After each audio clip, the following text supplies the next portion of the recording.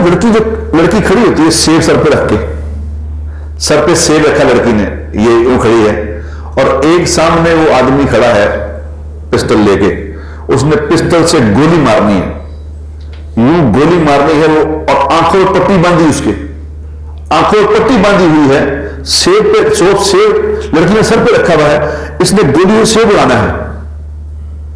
अब अगर इस लड़की को यकीन ना हो कि ये गोली सेब पे ही लगेगी, क्योंकि सेब से नीचे लगे तो,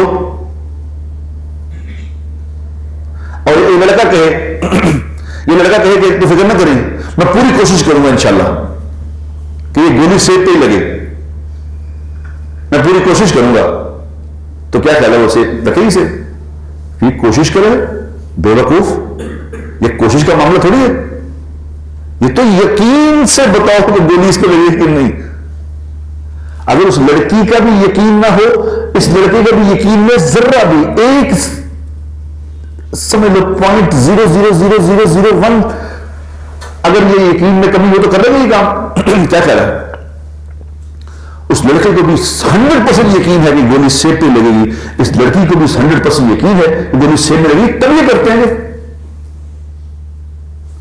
हम अल्लाह पे अगर हमें अल्लाह पे यकीन हो कि मामला उस अल्लाह के हाथ में है